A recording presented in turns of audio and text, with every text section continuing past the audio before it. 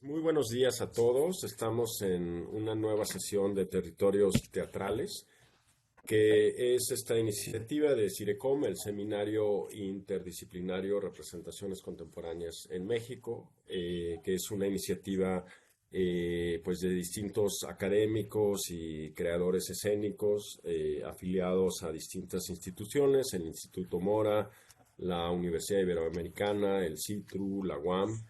Y la idea de territorios teatrales, pues, es básicamente hacer un recorrido por la cartografía teatral de México y de otros países de América Latina, un poco para, pues, ir haciendo un inventario de las poéticas, las estéticas, los contenidos políticos que tienen, los proyectos escénicos de distintos colegas.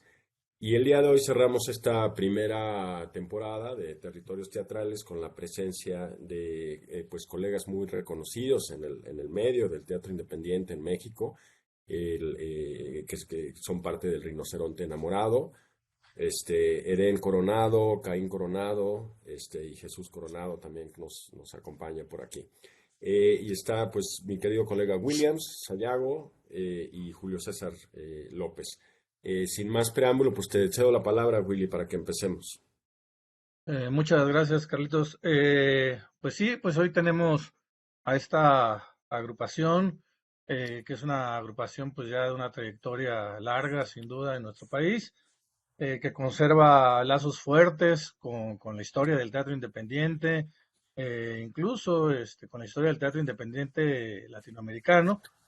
Y bueno, pues por ahí me gustaría que comenzáramos esta primera parte, que resulta ser una entrevista de 30 o 40 minutos para después abrir al análisis profundo de dos compañeros investigadores, como Carlos Virgen y Julio César López, que mucho han indagado en independencia, autonomía y resistencia, y precisamente una de las investigaciones importantes de Julio César es la experiencia de la agrupación El Sopilote, que surge a finales de los años 60 y que va dejando a lo largo de su historia creadores y grupos de teatro, entre ellos, quizá el más sólido ejemplo es el rinoceronte enamorado.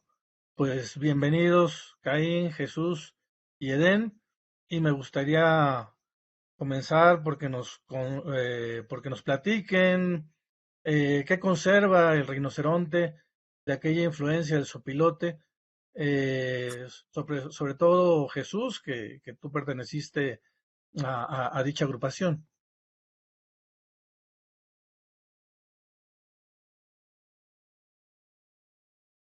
Ah, Vamos, es el amor y el espíritu al teatro y al sentimiento de que el teatro es un instrumento para intentar incidir en la sociedad y en la conciencia del espectador.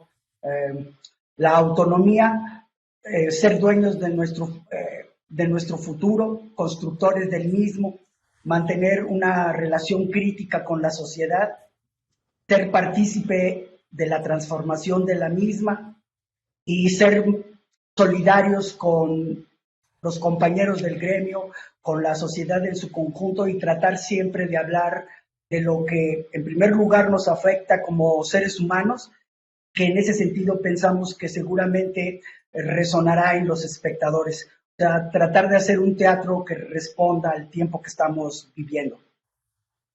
Eh, Hay otras influencias importantes como la de una de las figuras más emblemáticas del teatro independiente mexicano, el maestro Enrique Ballesté. Incluso se integró al Rinoceronte en los últimos años de su vida, haciendo trabajos extraordinarios como dramaturgo, músico y actor. Por ejemplo, Caín y Edén, ¿qué pudieron aprender, qué pudieron recibir del maestro?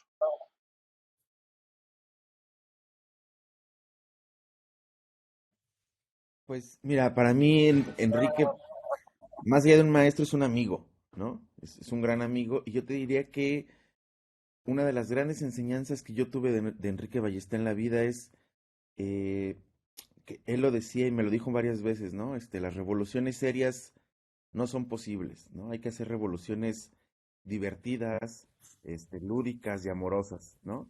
Yo diría que esa es la gran enseñanza de Enrique para mí, ¿no? O sea, eh, bajémosle 3 rayitas a la espuma de la seriedad en el teatro, intentemos regresar a un teatro en el que nos divertamos haciéndolo, ¿no? Y en el que se divierta quien lo está viendo, ¿no? Me parece que esa es la gran enseñanza, no tomarnos las cosas tan en serio, al menos para mí. Eden, perdón. Creo que la figura de Enrique fue para nosotros muy importante. En realidad, Enrique es parte del momento fundacional de la compañía. Cuando hacemos Pescar Águilas, que es la obra de origen al Rino, había la idea de llevar a escena un texto de Peter Hank, que es El pupilo quiere ser tutor. Y Jesús, como director, tenía muy claro que no se trataba de montar la obra tal cual estaba en el texto de Hanke, y que había que intervenirlo, que había que hacer un trabajo dramatúrgico. Y recuerdo que en algún momento, pimponeando en la sala de la casa la idea, pensamos en Ignacio Betancourt y en Enrique Ballesté.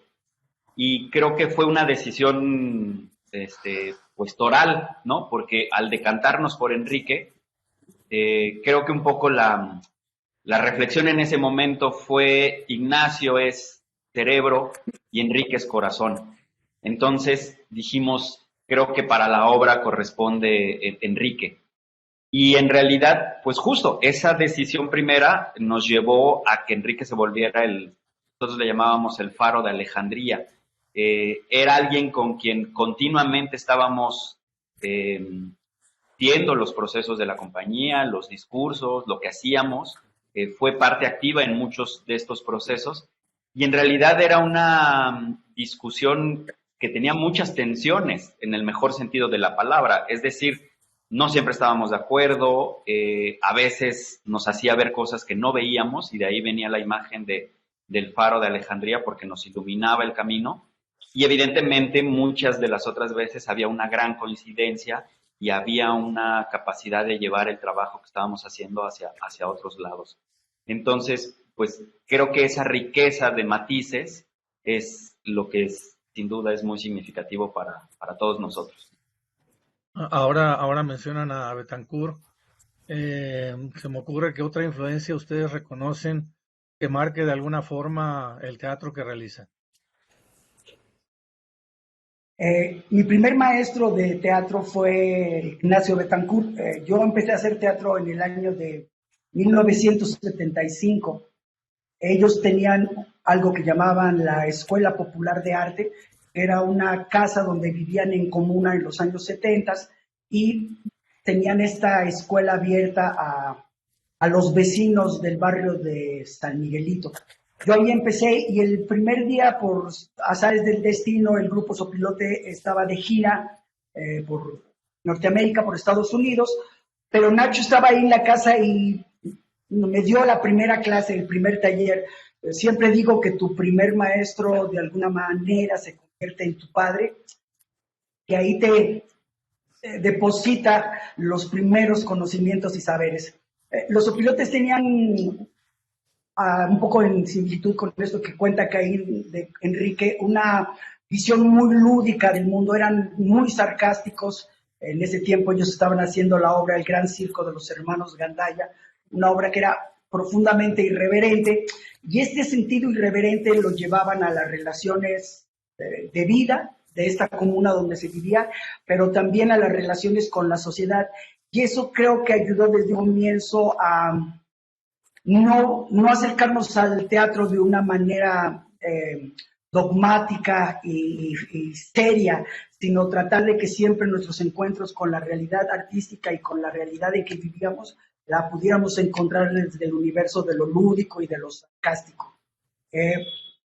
Eran, a diferencia de Enrique, que es la otra vertiente que nos influye mucho, los Sopilotes eran menos dados al estudio y a la formalidad del conocimiento, lo cual también con el tiempo puede ser peligroso. Afortunadamente esta combinación logró que, teniendo una formación autodidacta, uno pudiera ir encontrando los conocimientos para poder cimentar una práctica teatral. Estamos hablando de los años 70, donde los principales manuales de educación eran los textos de Augusto Boal o traducciones de los ejercicios del Living o del Open Theatre de Estados Unidos. Y esa combinación de entre teatro chicano, teatro norteamericano, contestatario, Augusto Boal, La Candelaria, el TEC de Enrique Buenaventura, hicieran una mixtura que no tenía que ver mucho propiamente con Stanislavski, Grotowski y toda esta corriente mucho más europea. Con el tiempo, Enrique afortunadamente dijo, el que no lee no puede entender el mundo y hay que leer todo y tratar de estudiar lo más posible los orígenes del teatro y sus técnicas. Pero esta combinación de enfrentarse al mundo de una manera inmediata, en aquellos años, para pasar a las tablas, para salir al escenario, no era más necesario que la voluntad de hacerlo y la decisión de jugar a la ficción teatral. Y entonces, a los 3-4 días de estar haciendo teatro, podría ser que ya estuvieras presentándote en la calle. Y el trabajo era mucho, como en los viejos tiempos, de oficio, de conocimiento sobre la marcha y del maestro que te va enseñando lo que él sabe y a su vez tú lo absorbes y lo vas adaptando a tu propia naturaleza o idiosincrasia. Viendo las imágenes que nos presentaron, se me ocurre cuál es el público en el que ahora el Geronte impacta. ¿Ustedes siguen haciendo en algunos momentos teatro de calle, por ejemplo? No, en realidad no. Creo que de alguna manera Jesús siempre ha hablado de, y es importante decirlo, o sea, el Rhino está cumpliendo acaba de cumplir 28 años, es una compañía que se funda en 1995, pero la trayectoria de Jesús, como bien sabemos, arranca en el 75, 20 años antes. Y entonces hay varios procesos que de alguna manera son los que dan pie a la formación del Rinoceronte Enamorado. Jesús pasa por el Sopilote, por la Brigada Popular de Teatro, los mexicanos, y hay un proceso todavía previo que es la carrilla, digamos, donde tanto Jesús y yo somos miembros activos, y posteriormente el Rino. Y de alguna manera creo que todo ese proceso es significativo además por la experiencia de Jesús, y una de las cosas que él siempre mencionaba era esta idea de hemos estado tanto en la calle que justo ahora lo que queremos es estar en un espacio, en un teatro cerrado, tener la posibilidad de concentrar una iluminación y la atención del espectador sentado en una butaca. En ese sentido, con la carrilla construimos un pequeño espacio escénico, una caja negra, y de alguna manera yo digo que sin ser peyorativo es un poco el maquetaje para lo que hoy es el Teatro del Rinoceronte Enamorado. Siempre ha habido esta necesidad de contar con un espacio que sea continente para el proyecto artístico de la compañía, que le dé certidumbre, que sea un lugar de llegada, de tocar piso. Y en ese sentido creo que la producción del Rinoceronte Enamorado, la producción artística, hoy está muy condicionada por nuestro espacio escénico. Entre nosotros conversamos continuamente de que nos hemos vuelto de alguna manera tan rigurosos en la utilización de las herramientas técnicas que nos permite nuestro teatro, que es un teatro edificado per se, no es un espacio adaptado, es un espacio que tiene una mecánica teatral, que tiene una parrilla, que tiene una mecánica escénica, y de alguna manera eso cada vez nos imposibilita mucho girar, por ejemplo, ¿no? Porque nuestros montajes están realizados para las condiciones de nuestro espacio escénico, que no son las condiciones que se encuentran habitualmente en el territorio nacional. Entonces, creo que hoy en día estamos muy enfocados a la producción que sucede en el teatro. No quiere decir que no haya ejercicios, que no haya ensayos que se hacen tanto fuera del teatro como en otras condiciones, pero en términos generales la producción está hoy en día muy condicionada a ella. Y rápidamente, en relación al público, nosotros insistimos siempre que no existe el público, sino que existen los públicos, que hay una diversidad que podríamos sectorizar y identificar las categorías del público. Pero en términos generales diría que el público asiduo al Teatro El Rinoceronte Enamorado es en su mayoría jóvenes adultos, estaríamos hablando entre los 35, 50 años, estudiantes, profesionistas, y de alguna manera lo que más agradecemos es que hemos construido, o celebramos, es que hemos construido un público. Siempre la pregunta al término de la función es, ¿quién vino de conocido? ¿Vino alguien del gremio? ¿Vino un familiar? ¿Vinieron amigos? Y cada vez, la mayor de las veces, la respuesta es que es público, ¿no? Creo que la producción, particularmente el Rino, se caracteriza por ello, porque ha convocado a un público. Vamos a hablar en un ratito más sobre el espacio, pero antes me gustaría preguntarles para la gente que nos escucha, ¿cómo definirían el teatro que ustedes hacen?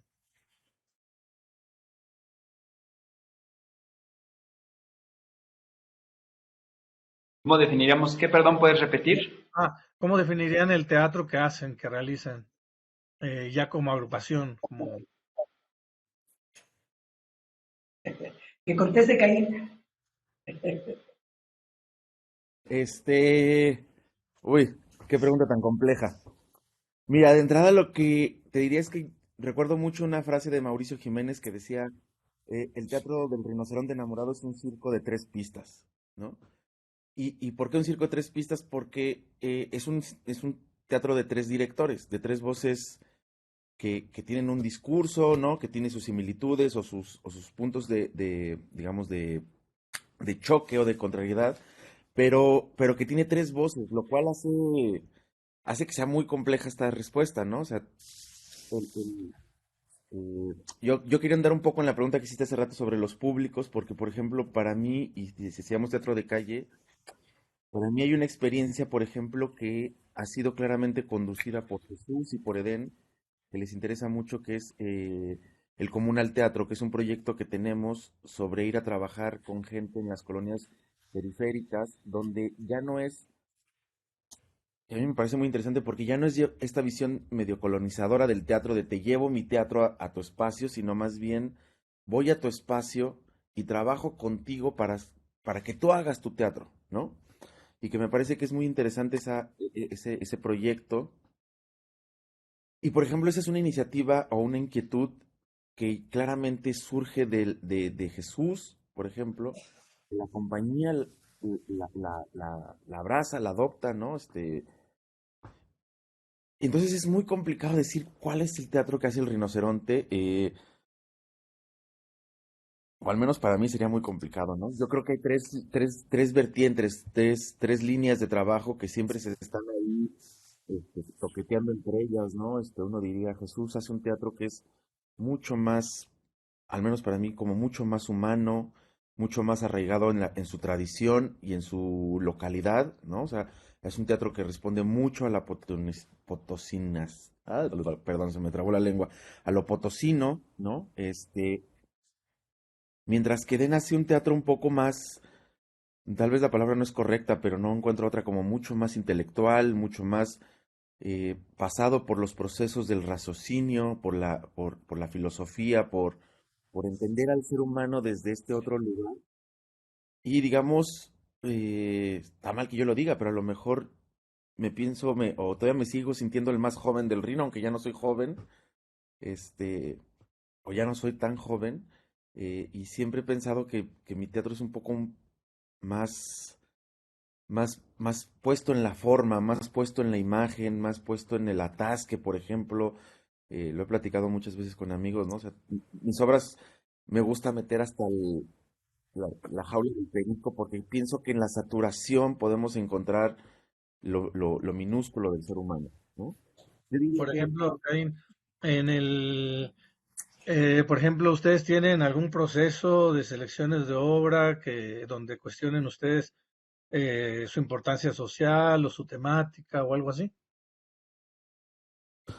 tenemos una cosa que llamamos el búnker de guerra, que es una mesa donde nos reunimos los tres. Este, y digamos que el proceso de la compañía ha sido muy variante, o sea, hemos ido cambiando. Yo, por ejemplo, me integré cuando la compañía ya estaba muy, muy estructurada, muy avanzada, ¿no? Este, y también la verdad es que el Aborigen en algún momento nos llevó a un nivel de producción que era casi como de, pues, si tú quieres montar esa obra, vas, hazla, pero porque el tiempo nos está llevando. Intentamos generalmente discutir los procesos sin restar, digamos, un poco como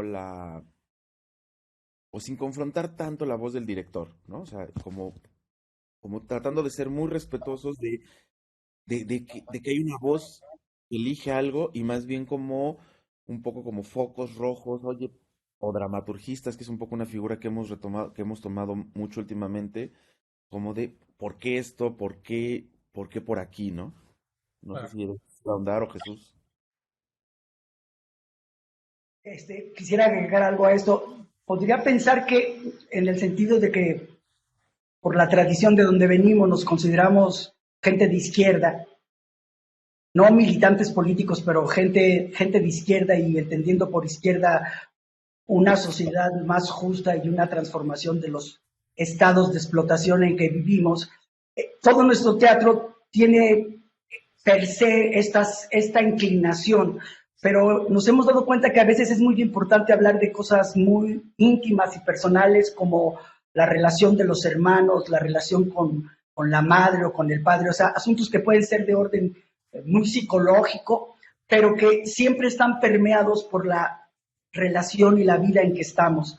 Tal vez podría decir ante tu pregunta que hacemos un teatro de autor, o sea, es un teatro que nace de la voz del director de escena. No realizamos en términos generales lo que antes se llamaba la creación colectiva, lo cual no quiere decir pasar por los procesos de discusión con los equipos creativos y con los elencos, pero sí hay en términos generales una inducción, un arranque que es la necesidad del director de transmitir algo a los demás.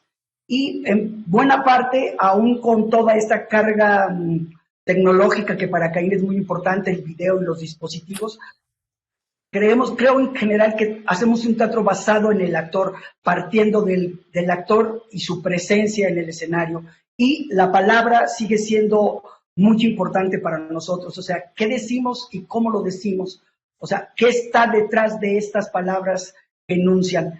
Cada vez más diría que no seleccionamos obras escritas, sino son obras que escribimos o cosas o textos a partir de los cuales hacemos dramaturgia. Aunque tenemos una amplia gama de poetas con los que nos nutrimos, cada vez menos llevamos a escena una obra tal cual como está escrita. Y muchas veces es en relación directa con el autor que nos entrega un texto que ha terminado de escribir y nos permite jugar con él. Acercándonos un poco a esta cuestión del espacio, e incluso si gustan en este momento podríamos pasar las imágenes del espacio. ¿Cuál es el perfil de programación que tienen en su espacio? Este perfil, ¿a qué necesidades responde del sector teatral y artístico de la ciudad de San Luis Potosí? Si te parece, Williams, creo que es el momento en que podemos compartir el promocional del teatro, que es un pequeño Sí, claro. fragmento, y lo escuchamos. Sí, a ver, Ok. denme un segundo.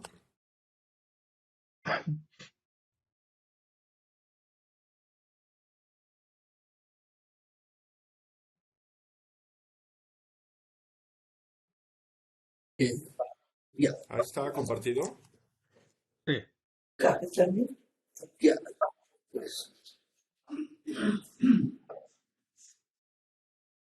Creo que el audio no.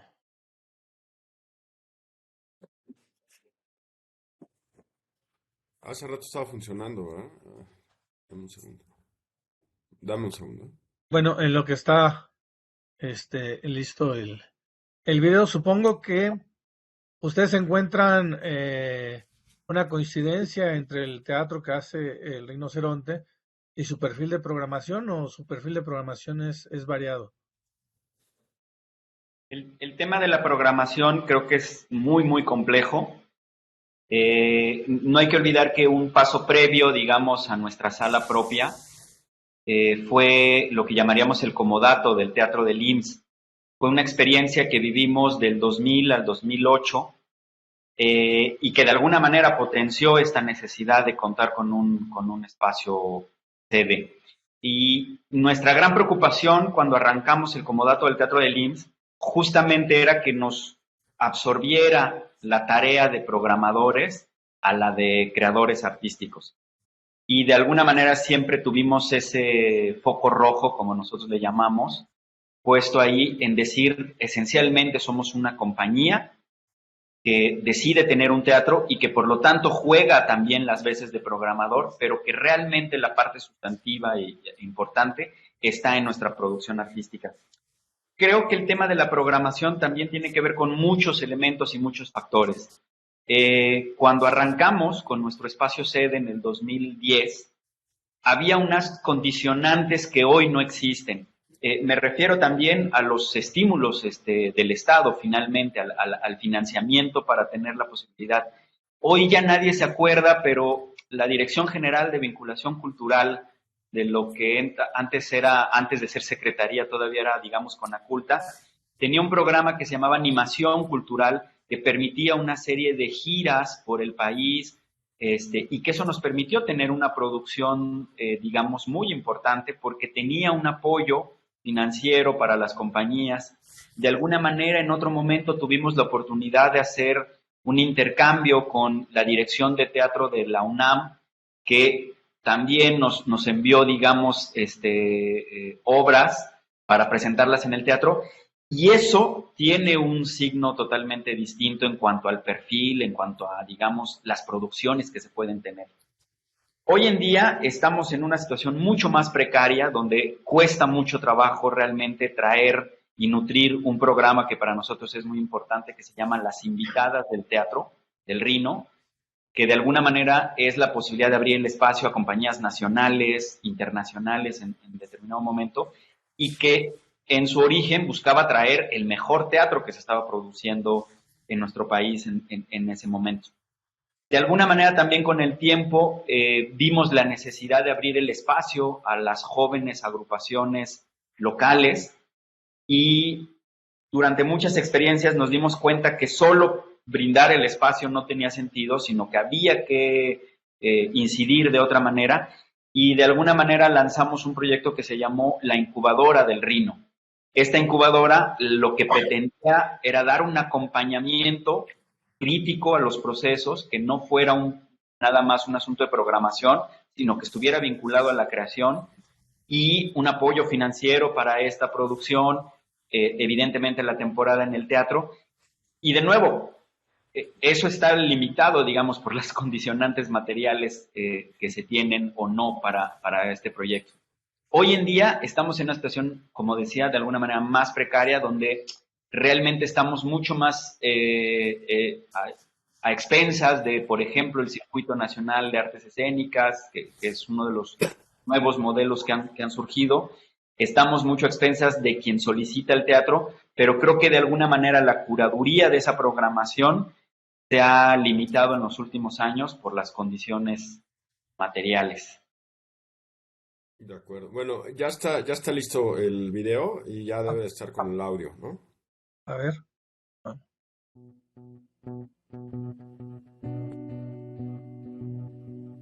La edificación y equipamiento del Teatro El Rinoceronte Enamorado es el detonante y organizador de nuestra capacidad creativa.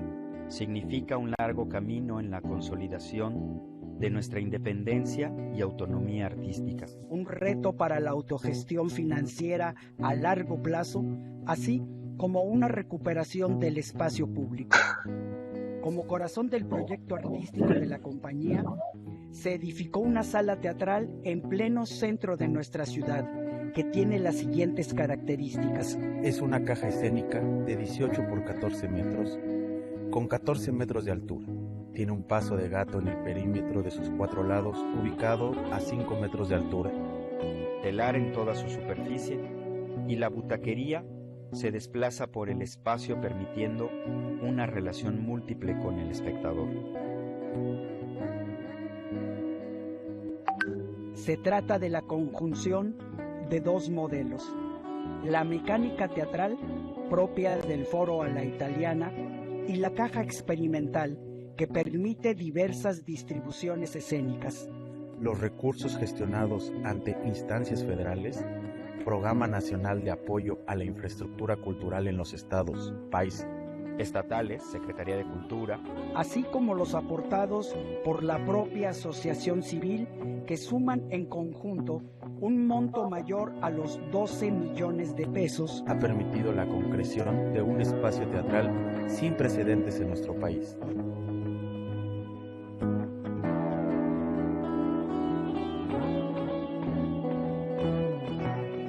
Gracias a ello, se posibilita la consolidación de un proyecto cultural autónomo de gran calado.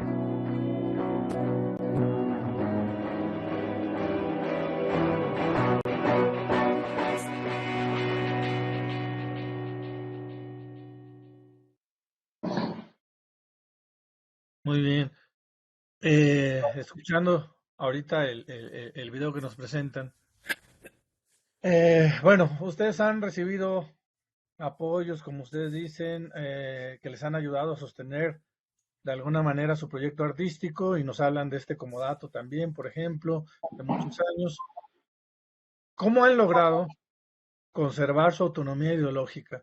Digo, yo conozco la respuesta, pero para los jóvenes y los compañeros que nos escuchen, déjenme preguntárselos de otra manera.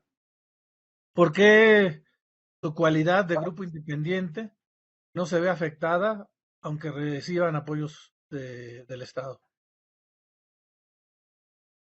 Bueno, porque esencialmente nuestros principios ideológicos, sociales, tienen que ver con la apropiación de los bienes de producción. Creemos que mientras que no seamos dueños de los bienes de producción, no podremos tener ningún tipo de autonomía real ante los vaivenes políticos, seccionales y económicos que suceden en nuestro país, que evidentemente no podemos escaparnos de todos estos vaivenes, pero la apropiación de estos bienes que nos permitan ser dueños de en cierto sentido, de nuestro destino, es lo que nos permitirá soñar a largo plazo.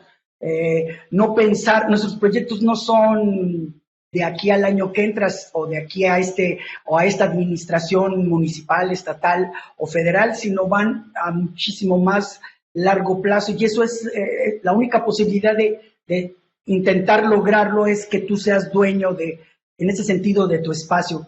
Desde que empezó la compañía hace 28 años, una de las primeras decisiones que tomamos fue que cual fueran nuestras situaciones económicas de vida, siempre de lo que generáramos como compañía teatral, guardaríamos un pequeño porcentaje, en la medida de lo posible, lo más grande que pudiera ser, para irnos haciendo de elementos materiales. O sea, nuestra primera compra fue una pequeña consola de 4 canales. Nuestra siguiente inversión fue un pequeño lote de 10 pares 64, 2 licos, una grabadora, y fuimos pensando que solamente siendo dueños de estos instrumentos materiales podíamos ir tomando decisiones sociales, pero también artísticas. O sea, ¿qué tipo de teatro queríamos hacer? ¿Queríamos hacer un teatro con iluminación? Pues tendríamos que cada vez más ser dueños de esos instrumentos para saberlos usar y poder tomar decisiones. En un principio trabajábamos poco en salas teatrales, lográbamos más bien espacios en algunos museos o galerías, y que nos permitieran tener una galería o un cierto rincón del museo por un par de meses para estar presentando una obra, y entonces levantábamos una iluminación para ese lugar y construíamos asuntos escenográficos. De ahí fuimos avanzando, y la experiencia del comodato del Seguro Social fue totalmente detonante, porque la ventaja de este proyecto es que se entregaban en comodato los teatros del Seguro Social, y en el caso muy afortunado de San Luis Potosí no tenía planta técnica, por lo tanto nos entregaron las llaves del teatro y podíamos administrarlo 24 horas. A la mitad de nuestra estancia en este proyecto que duró 9 años, un día yo les decía al grueso del equipo que iba a ser imposible regresar a la sala de nuestra casa a ensayar y regresar al formato anterior de producción, y que teníamos que intentar el salto a la construcción de un espacio nuestro y propio. Siempre tiene que ver esto con la negociación con las instituciones, y con las instituciones tanto estatales como federales. A través de el gobierno del estado logramos un predio para la edificación de una sala teatral, y a través del programa del PAICE los recursos para su edificación. Pero aún en estas relaciones completamente institucionales, las iniciativas eran nuestras, o sea, era nuestro trabajo de gestión la que nos llevó hasta ahí, o sea, era nuestra esencia autónoma, o sea, dueños de nuestro destino, la que nos iba llevando a este tipo de negociaciones. Para estas negociaciones se requiere tener mucha claridad de lo que estás buscando y tener también un equipo que pueda resolver los asuntos administrativos, arquitectónicos y de construcción, en este caso concreto, para llevarlo allá. Sin embargo, es importante decir que si bien la inversión básica del teatro en su primera etapa, que es donde estamos ahora, rondó en los 12 millones de pesos de hace 10 años, 13 años ya, el 25% de esa aportación era de nuestro bolsillo. O sea, habíamos logrado generar recursos propios que estábamos listos para reinvertir en ello. Entonces, este 25% aportado por nosotros es fundamental para encontrar la autonomía. En ese momento, el secretario de Cultura de San Luis Potosí, Roberto Vázquez, nos llevábamos muy bien con él, pero se burlaba en cierto sentido de nosotros al decirnos que nosotros no éramos independientes porque estábamos en su mesa solicitándole recursos. Y un poco fue el momento en que cambiamos nuestro criterio. Desde los 70 siempre nos llamamos que hacíamos teatro independiente, entendiendo la independencia como los proyectos propios que uno va haciendo en la vida, pero para las instituciones esa independencia no existía porque siempre estábamos solicitando y concursando por recursos para nuestra labor artística. A partir de entonces decidimos que estaba bien, que no éramos independientes. La siguiente cita que tuve con Roberto le dije: Roberto Vázquez, tienes toda la razón, no somos un grupo independiente, somos un grupo autónomo.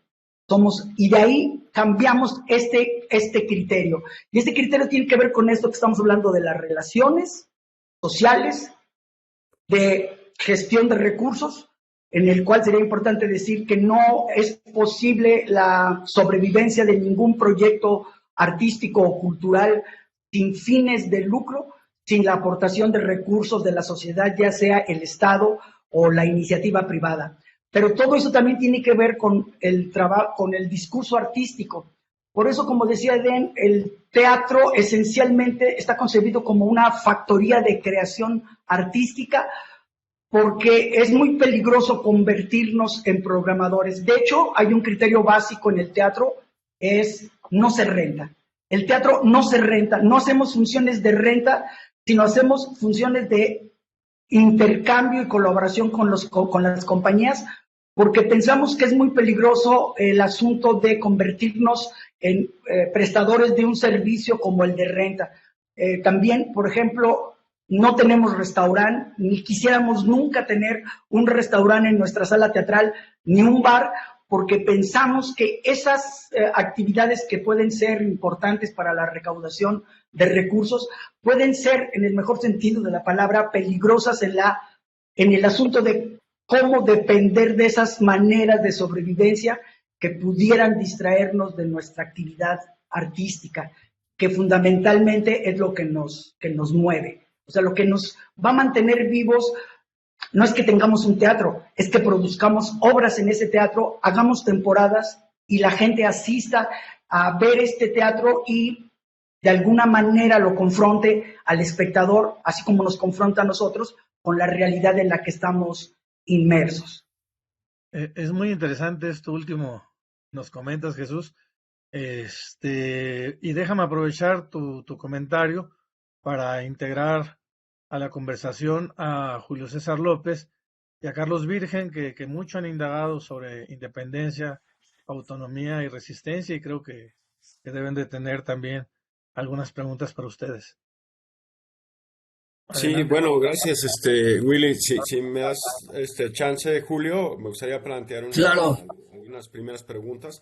Primero que nada, tal cual, ahorita que escuchaba esto que decían sobre el contraste entre el considerarse independiente o considerarse autónomo, pues es una cosa que Julio y yo hicimos un proyecto de historia oral en años pasados, publicamos un libro que justamente lleva ese primer título, Autonomía y Resistencia en el siglo XXI, Voces del Teatro Independiente en la Ciudad de México.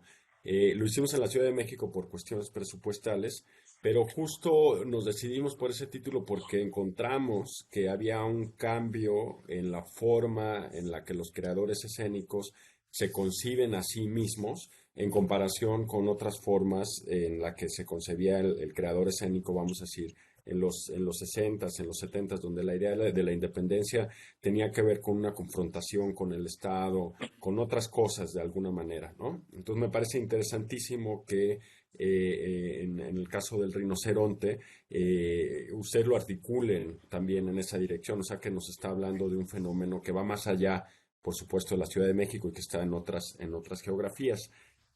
Una parte que es interesante es esta cuestión que mencionan de una relación crítica con la comunidad, la posibilidad de transformación de la sociedad. La palabra transformación la han mencionado varias veces y me gustaría conocer cuál es su punto de vista respecto a las posibilidades del teatro y la creación escénica en general como detonante de transformación. A mí me da la impresión de que históricamente antes había esta idea de que el teatro sí podía transformar así, con una función, crear conciencia y transformar directamente así a la sociedad, generar, detonar procesos sociales más amplios. Y ahora veo en la narrativa de los colegas creadores escénicos que es un poco más modesta en este sentido. Es decir, la transformación es algo más, digamos, a lo mejor a un público muy específico, en un nivel muy específico, en un espacio de resistencia, en un lugar de buscando el no conformismo, en un momento en el que el libre mercado y una serie de fuerzas están, digamos, detonando o afectando la cuestión de la colectividad. O sea, como que es un poco más modesta esa idea de la transformación. Y me gustaría escuchar un poco, desde su punto de vista, de qué manera el teatro sí o no puede transformar socialmente, o a qué llamamos como transformación social desde esa perspectiva. Creo que, como bien dices, hay que hacer una revisión histórica del asunto, ¿no? Creo que evidentemente los esfuerzos teatrales de los años 70 sí tenían puesta una idea de una transformación directa, ¿no? De la sociedad. Se pensaba que iba a ser una herramienta más de la revolución social y política, de alguna manera. Y creo que nosotros con el tiempo nos dimos cuenta que eso no iba a suceder de esa manera directa, que evidentemente no íbamos a ser un elemento de factor de transformación política de esa manera, pero que de alguna manera sí había un trabajo a nivel de conciencia, creo yo. Hoy en día, de alguna manera, regresando, porque creo que los temas se vuelven a tocar y volvemos a caer en ellos, cuando hablamos de nuestra relación con el público, sí me atrevería a decir que hoy en día para la compañía hay una intención de construir un sujeto social determinado. O sea, el público que estamos, no me gusta la palabra formando, pero que podríamos decir con el que estamos dialogando a través de nuestra producción, pues intentamos que sea un espectador crítico. Un poco retomando esto que decía Jesús, o sea, claro, siempre hay una postura frente al mundo en el que vivimos. Siempre el detonante, más allá de las formas o las distintas formas de los tres directores, hay una necesidad de cuestionar el estado de cosas. Y en ese sentido queremos llevar ese cuestionamiento al espectador. No en términos aleccionadores, porque también creemos mucho en eso, es decir, no hay una idea de decir esto tiene que ser de determinada manera, sino generar una serie de cuestionamientos y preguntas para que el espectador realmente se cuestione eso que estamos planteando. Entonces me atrevería a decir que sí, que estamos intentando construir un espectador crítico, no solo un espectador crítico teatralmente hablando, que también es interesante, ¿no? Dotar de criterios al espectador para que no consuma cualquier cosa, digamos, y no le venga lo mismo una obra que otra. Pero hablando en términos sociales y políticos, creo que hay esa intención. Ahora, hay otra utilización, digamos, de la herramienta que es el teatro, que tiene que ver con lo que contó hace unos momentos Caín. Este programa que llamamos Comunal Teatro, que es trabajar con diferentes comunidades, y por diferentes me refiero, por ejemplo, que nos escucha, colonias, jóvenes del Consejo Tutelar, colonos de la Sierra de San Miguelito que están defendiendo sus tierras, comunidades de la Huasteca trabajando con niños. O sea, entonces ahí el teatro funciona de otra manera, también es una herramienta muy importante, es una herramienta para que los ciudadanos, la gente de los diferentes lugares, tenga una herramienta de expresión de sus necesidades, no, nunca pensando que se van a convertir en gente de teatro. Posiblemente alguien descubra en esas experiencias una vocación que no tenía, pero formalmente nuestra acción con este programa no es querer hacer compañías de teatro en estos lugares, sino es generar el teatro como un instrumento sociológico, como sociodrama un poco en cierto sentido, como medio psicodrama, como herramienta, permitir que esta gente encuentre a través del teatro una manera de expresar y comunicarse con sus congéneres. Y normalmente no hay la idea de llevar una obra específica a trabajar con ellos, sino tener una experiencia lúdica y a partir de lo que sucede encontrar qué es de lo que quieren hablar. En algún momento es los niños que identifiquen la colonia donde viven y sus necesidades, o una pastorela que termine hablando donde los diablos son los problemas que tienen con la basura o con los pandilleros, pero son experiencias efímeras que esperamos que siembren algo en ese espectador. Ahí el teatro es una herramienta también de transformación de la sociedad. Entonces, hemos tratado de encontrar cómo seguirnos vinculando con la sociedad de esta manera, porque es una obligación social, pero es una obligación también estética, y la otra es lo que producen nuestras obras con el espectador y el público que nos visita. Como ejemplo, te diría que mi primera obra de teatro que escribí allá por 1975 se llamaba Obrero, y quería explicarle al espectador qué era la plusvalía, ¿no? Estábamos muy influenciados por estas ideas del living teatro, de que la gente iba a quemar los billetes, y a partir de salir de ver Paradise Now, iba a dejar de utilizar dinero y iba a terminar con la crisis de Wall Street. O sea, nuestras ideas utópicas de aquellas épocas eran muy grandes en relación con la realidad del instrumento que es el teatro. Actualmente sucede algo parecido.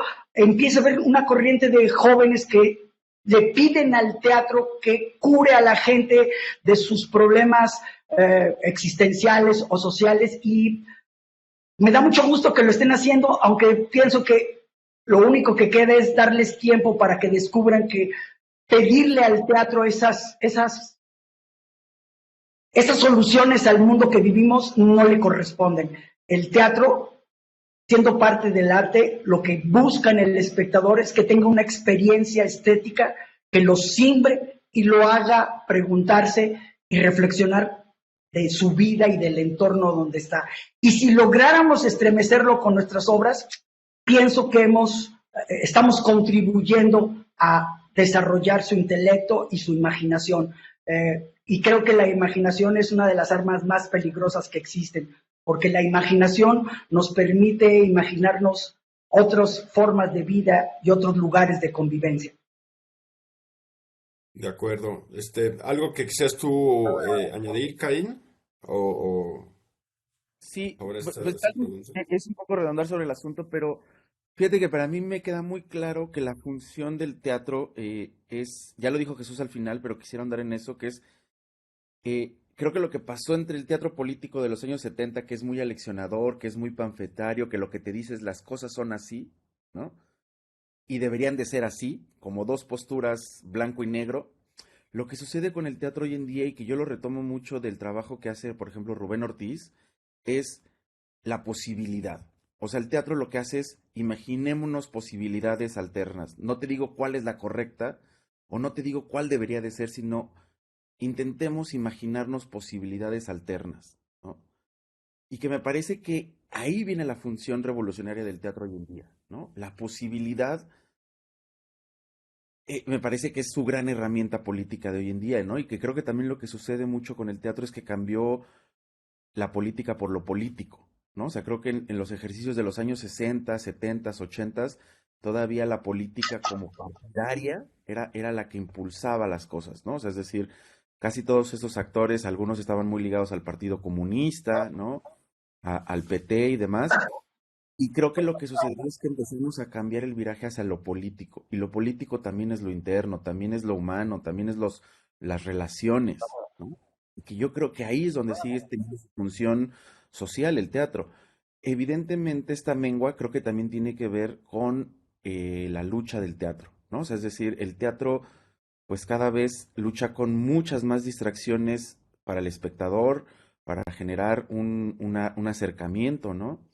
Y entonces, al irse reduciendo esta capa de consumidores teatrales, por decirlo de alguna manera, pues también mengua esta relación, ¿no? O sea, es decir, yo escucho mucho a Jesús en sus anécdotas y ellos iban a las fábricas a presentarse ahí, ¿no? Es decir, en el momento que el teatro pierde esta relación y se vuelve a regresar a las salas teatrales y se cierra, pues el problema es que trabajas con quien llega. Y con quien llega, pues muchas veces es quien puede pagar un boleto, ¿no? Evidentemente la discusión se pasa a otro plano, ¿no? De acuerdo, de acuerdo. Julio, ¿algo que tú quisieras comentar? Sí, claro. Buen día, Jesús, Den, Caín. Es evidente que, si bien es cierto, tienen como antecedente el rinoceronte enamorado, el Cleta, el teatro independiente de los 70. Sin embargo, ustedes ya no pertenecen a ese tipo de teatro independiente. Y una manera de poderlo ver está en las distintas características del tipo de teatro que ustedes realizan. E incluso, si nos vamos todavía a una línea más delgada, lo podríamos ver desde su nombre. ¿A qué se debe el rinoceronte enamorado? Antes, en los grupos de los 70, los nombres tenían incluso un sentido de transgresión. El mismo sopilote, ¿no? La idea es un animal carroñero. El rinoceronte enamorado, tengo entendido que había una revista también en los 70 que se llamaba el rinoceronte enamorado, y sin embargo me gustaría saber por qué toman ustedes ese nombre. Bueno, esa me toca porque los chamacos ya llegaron cuando el grupo ya se llamaba así. Como bien dices, tuvimos una revista de teatro que tuvo aproximadamente 15, 16 ejemplares allá por los años 84, 85, más o menos. Era una revista que hacíamos en mimeógrafo, portadas en serigrafía. Y el título de la revista nació en una reunión donde vimos una noticia que en ese momento en el mundo existían solamente 100 rinocerontes blancos. Actualmente existe uno, si no me equivoco, y algunos nuevos nacimientos hechos en probeta que esperan que haga que el rinoceronte blanco no se extinga de la faz de la tierra. Pero cuando vimos la noticia de que había solamente 100 en el mundo y volteamos alrededor de los compañeros que seguíamos haciendo teatro, el comentario fue: parecemos rinocerontes. Cada vez hay menos compañeros porque la necesidad de sobrevivencia los hace que terminen abandonando la actividad teatral para encontrar un trabajo que les asegure la subsistencia. Y entonces pensamos que ese era un buen nombre para la revista y que le faltaba un adjetivo calificativo. A los rinocerontes esencialmente los matan porque piensan que el cuerno, si lo muelen, se convierte en un afrodisíaco. Entonces la primera posibilidad era que el grupo se llamara el rinoceronte cachondo, el rinoceronte sexoso, una cosa así, pero era muy feo este adjetivo calificativo. Y entonces la pregunta que nos hicimos de nuevo, los que estábamos en esa reunión, era ¿y por qué seguimos haciendo teatro? ¿Por qué seguimos tercos en esto? Y dijimos porque estamos enamorados del oficio. Y ahí quedó el nombre de la revista. La revista tenía mucho éxito relativamente, pero su principal éxito era que era un nombre que a nadie se le olvidaba.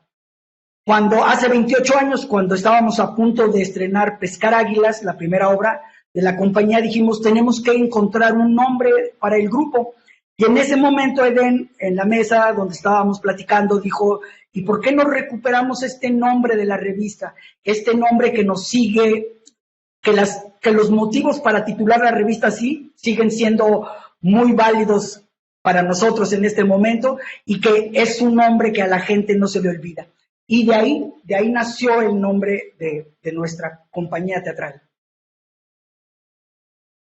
Bien, por otra parte, también puedo encontrar la diferencia del teatro independiente que ustedes realizan con el de los 70s en el contexto en el que se desarrolla este, ¿sí? Ya mencionaba Jesús que, bueno, Sopilote nace en el barrio de San Miguelito y hasta donde recuerdo, en el barrio de San Miguelito, no solamente dio la lucha el Sopilote, sino los vecinos dieron la lucha en contra del Sopilote, ¿sí? O sea, porque de alguna manera era una sociedad muy conservadora la potosina. ¿Cuál es la diferencia para ustedes, grupo Rinoceronte Enamorado, que se han vuelto un referente en el teatro potosino? Creo que la sociedad potosina sigue siendo muy conservadora. Hay un chiste local que dice que aquí somos tan conservadores y hay tanta moral que los potosinos tienen doble, ¿no? Eso no ha cambiado, digamos. Nosotros también hemos pasado por intentos de censura, de alguna manera, pero efectivamente, digamos, hay matices, ¿no? Creo que algo que no se nos puede olvidar es el teatro de los 70s no es que renunció, por ejemplo, a los espacios o a la relación con las instituciones per se o de primera mano, sino hay un proceso dialéctico y, digamos, hay un asunto de conflicto que frente a la cerrazón, digamos, frente al cierre de los espacios, claro, hay una postura de decir, entonces me voy a la calle. La anécdota casi paradigmática de Sopilotes que está dando función en el Teatro de la Paz, el más grande recinto en San Luis Potosí, teatralmente hablando, y les apagan la luz, y entonces salen a las escalinatas a concluir la función. No es que no hubiera una intención de sí ocupar los espacios públicos, sino frente al avasallaje, la decisión es vámonos a la calle y hagamos el teatro en las condiciones que nosotros queramos.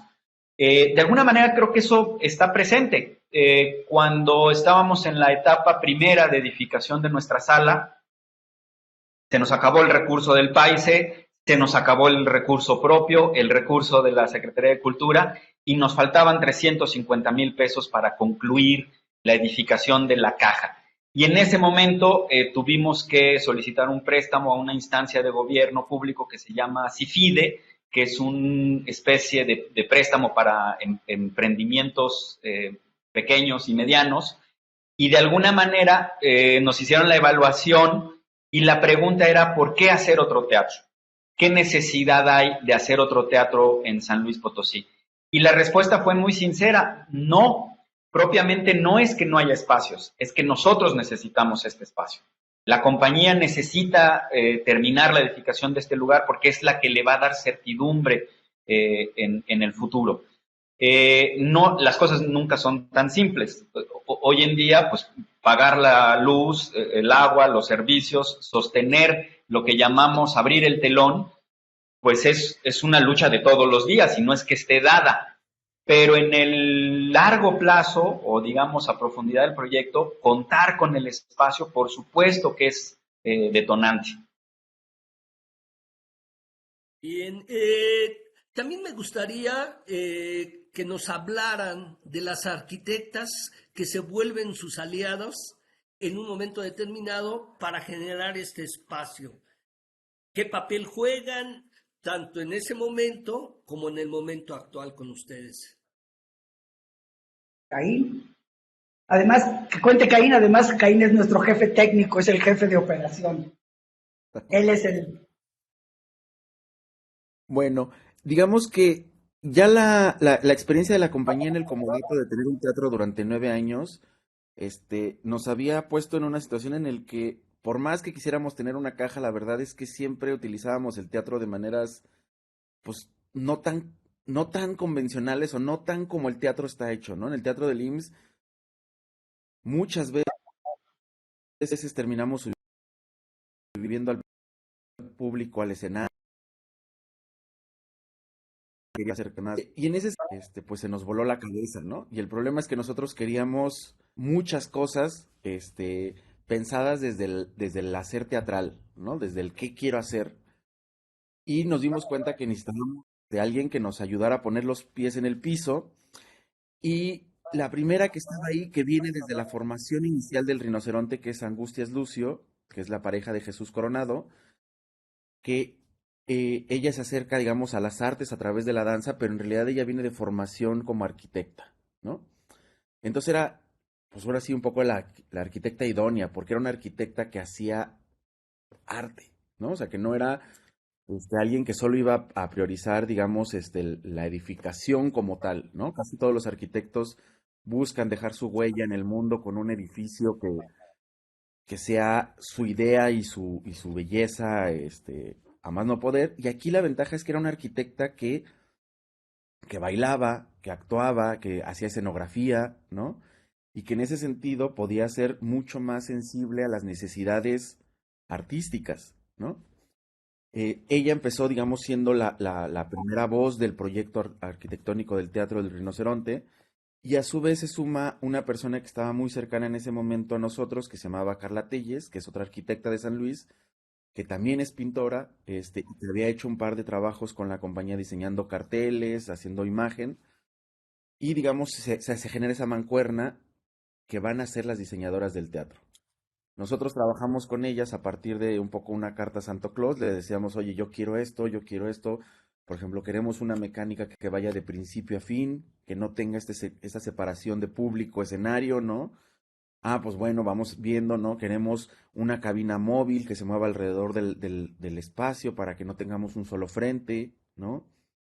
Queremos una mecánica que no esté predispuesta, o sea, que no digas, esta es vara de iluminación y pues aquí montas luces y no puedes montar luces en otro lado, sino cómo estos requerimientos técnicos se podían lograr, ¿no? Y ellas fueron fundamentales en el proyecto porque nos iban aterrizando, te digo, o sea, para nosotros era un sueño y queríamos un montón de cosas y ellas decían, bueno, sí, pero se puede hacer así o se puede hacer de esta otra manera. Sí, pero bueno, con los recursos que tiene se puede hacer hasta aquí, ¿no? Bien, gracias. Finalmente voy a preguntarle sobre su producción artística. Ya son 50 puestas en escena, si no me equivoco, que lleva el rinoceronte enamorado. ¿En qué líneas las podríamos catalogar? ¿Es a partir de los 3 creadores? ¿Es a partir de etapas? ¿Es a partir de líneas de búsqueda? Ayúdenos a tener idea de cómo produce el rinoceronte enamorado. Pues bueno, como lo mencionábamos hace rato, creo que el punto de partida es que somos los 3 directores y que son 3 voces y 3 visiones. Retomando lo que ya mencionaba tanto Jesús como Caín, pensaría en esta idea de autor y que de alguna manera eso es lo que nos ha llevado a hacer este trabajo de escritura dramática, o de intervención de los textos. Hay una necesidad de una voz autoral y creo que efectivamente, ¿no? Si bien tenemos procesos que son muy abiertos, muy discutidos, no hay una verticalidad de la dirección y hay un impulso autoral que mueve a cada uno de los montajes. Es decir, lo que Caín quiere hacer, lo que Jesús quiere decir, lo que yo quiero poner en escena y que surge de una inquietud esencialmente personal. Eso, por supuesto, que se abre, que se dialoga, que está abierto, pero creo que ese es el signo que nos marca.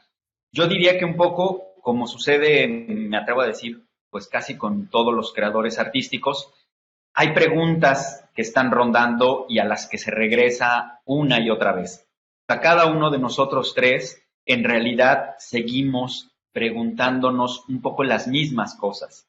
Una pregunta esencial que está ahí en el fondo, que está en lo indecible, en buena medida, y que es tan indecible que justamente requiere de la obra para traducirlo, para ponerlo en escena, para un poco volcar esa inquietud, que a veces puede ser una inquietud mucho más en el orden de lo social, de lo político, de lo que construye el mundo, y que a veces está en el orden de lo íntimo, de estos dolores que guardamos en el interior. En ese sentido, creo que la compañía ha pasado por diversos momentos a través del tiempo. La relación con los actores es muy compleja. En realidad no somos un grupo de teatro en el término convencional de la palabra, porque en realidad somos un grupo de directores. No hay un elenco estable, no lo ha habido prácticamente a lo largo de la trayectoria de estos 28 años de la compañía. Y hay en determinado momento una serie de actores que inevitablemente van circulando y que tienen una permanencia, que los recurrimos a ellos una y otra vez, pero no hay un elenco estable como podría ser la noción de una compañía teatral. En realidad, cuando nació El Rinoceronte Enamorado y después de estas experiencias de agrupaciones distintas, decíamos, el grupo termina siendo familia. Entonces, como nosotros ya somos familia, pues ¿para qué hacemos eso, no? O termina siendo club político y termina teniendo una serie de vicios de la continuidad, ¿no? El actor termina actuando porque es el que está, ¿no? Yo podría hablar un poco rápidamente de esa experiencia que tuve como actor, que en los primeros años era el actor de base y entonces me tocaba actuar no porque estuviera en casting necesariamente a veces, no porque fuera yo el actor ideal, era porque estaba. Y entonces logramos tener esa conciencia de que no trabajáramos de esa manera, que no replicáramos, digamos, ese vicio, por decirlo de alguna manera, y que lo ideal como anhelo era que cada producción convocara al elenco que mejor respondiera a las necesidades de ese proyecto y lo mismo al equipo creativo. Conforme pasa el tiempo, yo diría que a partir de principios de los 2000 empezamos a trabajar mucho por las condiciones que nos permitía el Teatro del IMSS, el tener el comodato y de tener un financiamiento para la producción. Empezamos a convocar a muchos creativos foráneos, no solo actores, y eso creo que detonó en buena medida el discurso artístico y la factoría teatral de la compañía. Y creo que es algo que permanece hasta nuestros días. Rompe los esquemas traer un escenógrafo de fuera, un iluminador, actores que no son de la localidad, porque nos rompen los esquemas y los lugares seguros que tenemos para afrontar la producción teatral. En ese sentido, creo que hoy eso ha generado una mirada nueva en cada montaje. A mí me gustaría un poco, sí, gracias, me gustaría un poco construir sobre esta última respuesta y vincularlo otra vez a esta cuestión del espacio que ustedes tienen.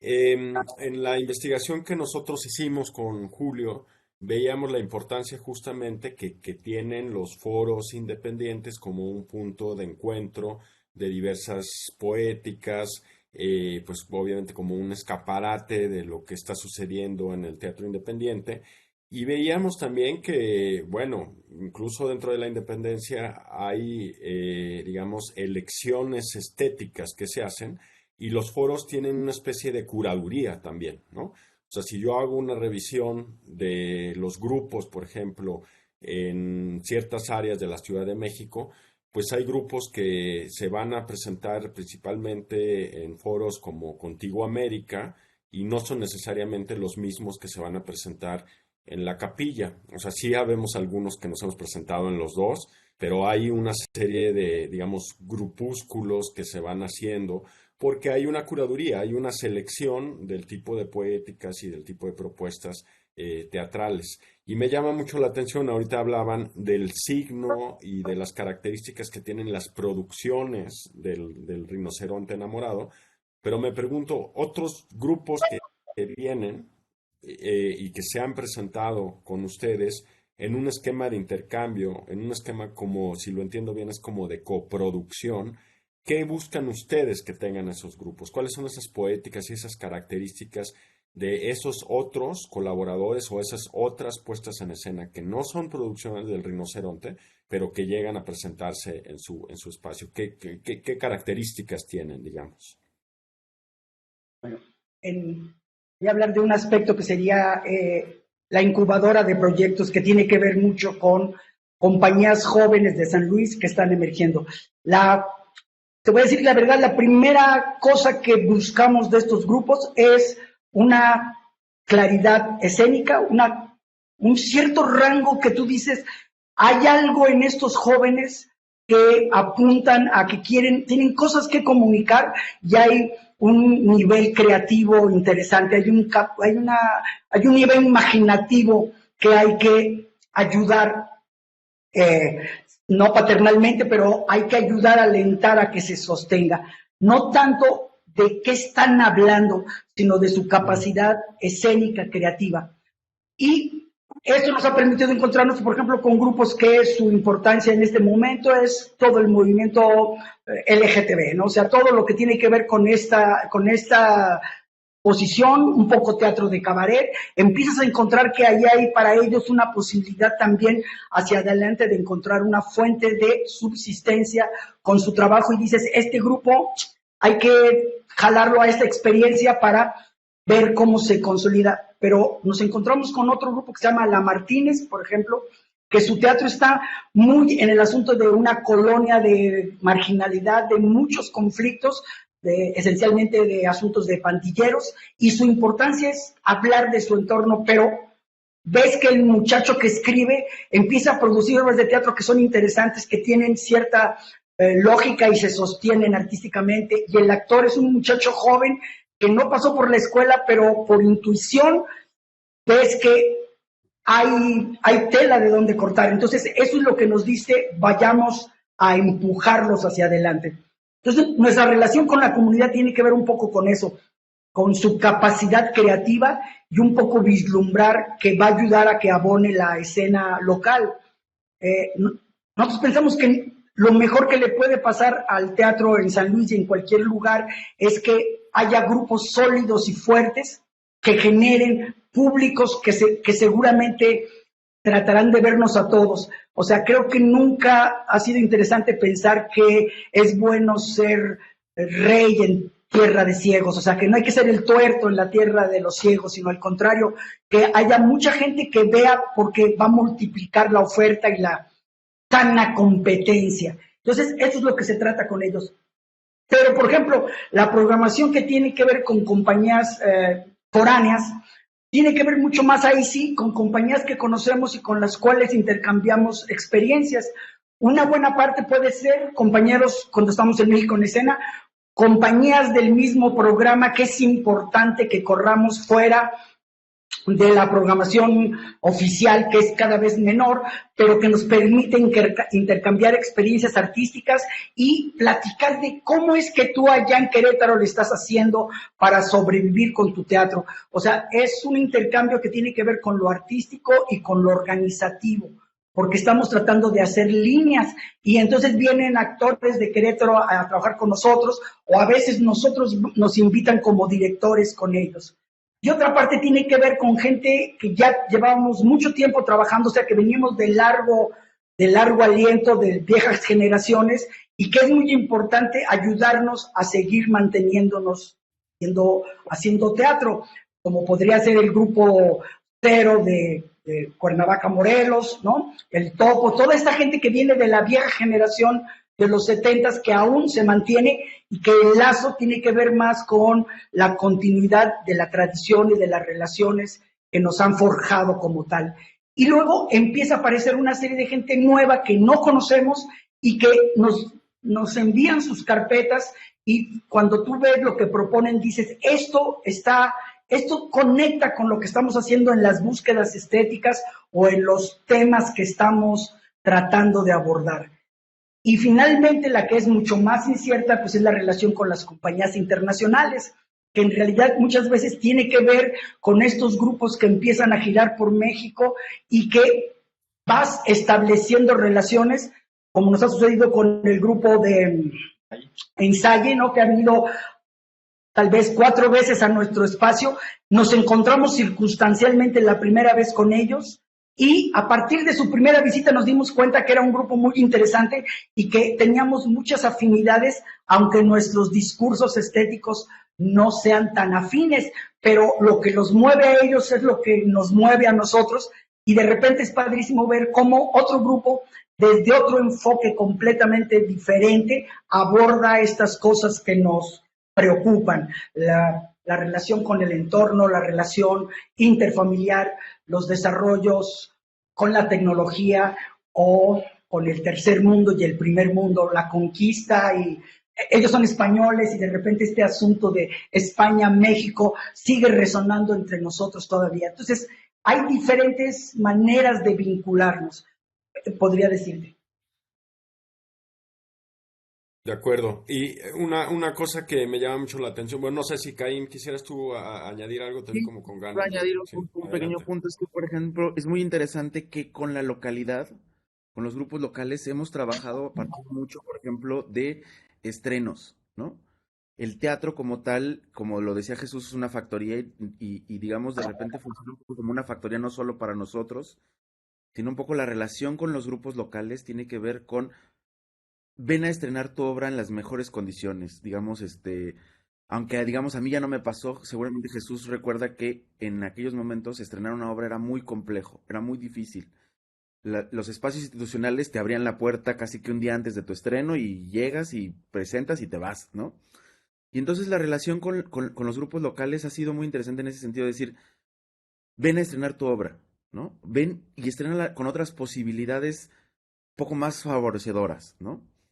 Y esa relación se vuelve interesante porque, digamos, la gente sabe que si va al Rino a ver una obra de un grupo local, posiblemente o casi siempre será una obra nueva. Claro, de acuerdo, eso me parece muy, muy interesante.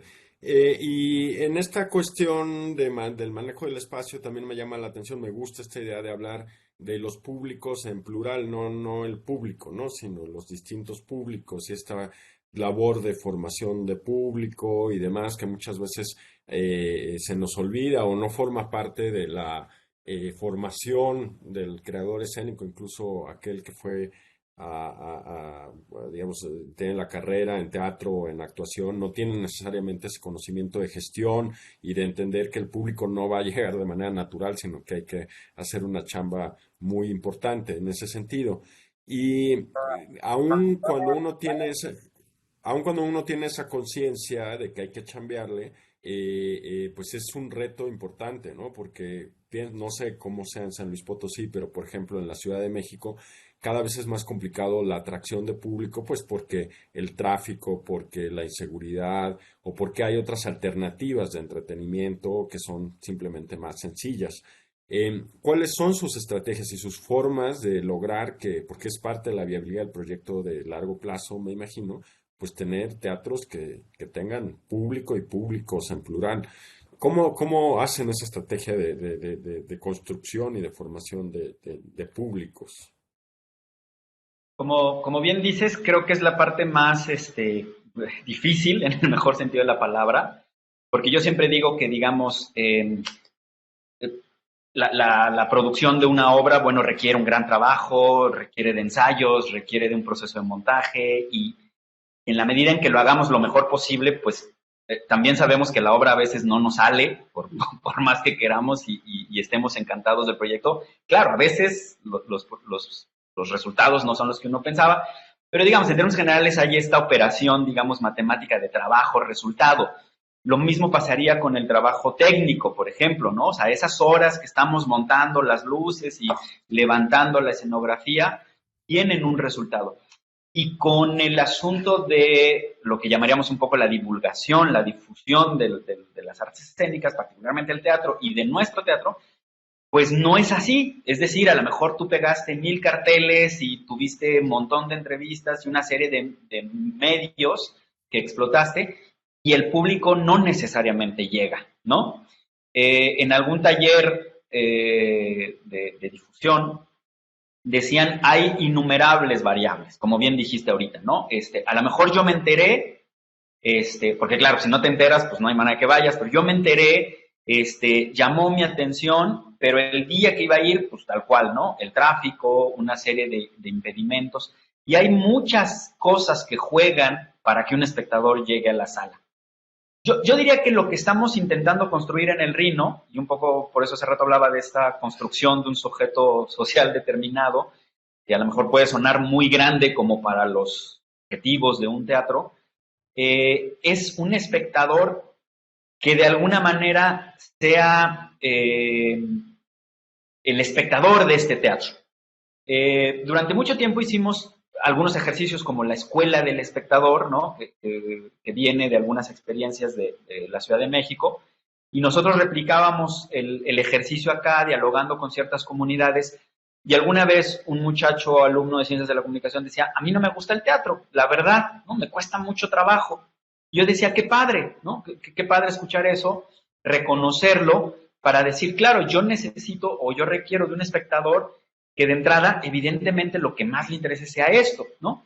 No necesitamos un espectador cultural en términos amplios, ¿no? Que vaya a todo, que vaya a la danza, que vaya al cine, que le guste la música, sino en realidad lo que yo requeriría es eso, el espectador fiel del teatro y con el tiempo tal vez el espectador de mi espacio.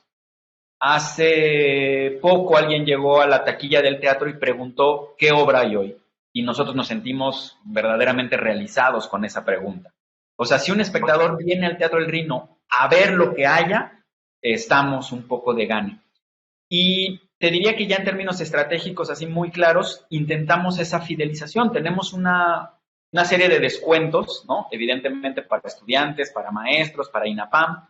Tenemos un descuento para los vecinos del teatro, la población que vive 500 metros a la redonda del teatro, que es el boleto más económico, cuesta 50 pesos, y sin embargo es el boleto que menos se vende. Ahí hay una cosa muy compleja, muy contradictoria, que no acabamos de entender, y que igual nos pasaba cuando estábamos en el teatro del IMSS. O sea, en realidad la gente se desplaza kilómetros para llegar al teatro y mucho más de lo que podría ser la gente que vive alrededor de él. Pero el que más nos importa y nos interesa es el le llamamos los amigos del teatro, que es una credencial que tenemos que es, a partir de 5 visitas al teatro, comprobándolas con boletos, con programas de mano de visitas anteriores, se te da una credencial y con esa tienes un descuento intermedio entre el boleto general y el boleto de vecinos, que cuesta 70 pesos. Y esa es la apuesta, ¿no? A tener una gran amplio número de esos espectadores fidelizados, por llamarlos de alguna manera, y que sean el público constante. Un poco la idea de ese diálogo con ese público es, justo podrás venir a ver tal vez una obra de Caín, de Jesús, de Edén, de programación externa, y de alguna manera el compromiso es no defraudar primeramente con la factura del trabajo. Vas a encontrar un trabajo de una factura que te gustará más una obra que otra, que conectarás más con un discurso que con otro seguramente, pero que no saldrás defraudado. Esa es la apuesta. Ahora, el público en verdad sigue siendo algo impredecible, o sea, hay mecanismos muy difíciles de entender por qué sí, por qué no. No solamente por qué esta obra detona con tanto éxito de repente cuando no lo esperabas, o al contrario. Por ejemplo, en la pasada circunstancia de la pandemia, nosotros fuimos muy reacios a este asunto de los cierres. No que nunca negáramos que existía la enfermedad, ni mucho menos, pero pensábamos que el confinamiento de la sociedad era una situación muy peligrosa, no solo para el arte, para el teatro en particular, sino para la vida humana. Cerramos el 20 de marzo, fue la orden de cerrar en San Luis Potosí las salas teatrales, y 3 meses después hicimos el primer intento de reanudar actividades.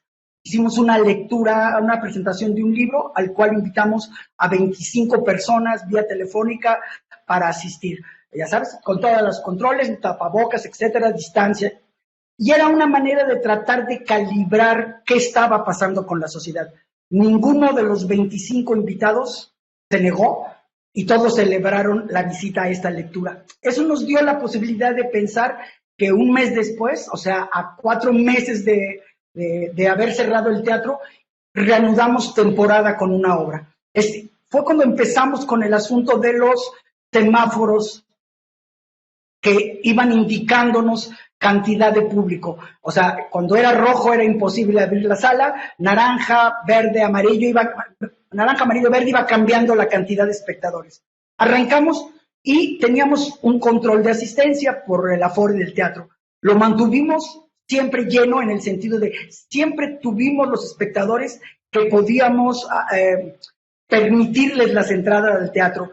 Y en 2 momentos en que regresamos a los semáforos rojos en San Luis Potosí y que estábamos ya en la temporada, nos preguntamos mucho si íbamos a salir a través de las redes, o sea, de la tecnología.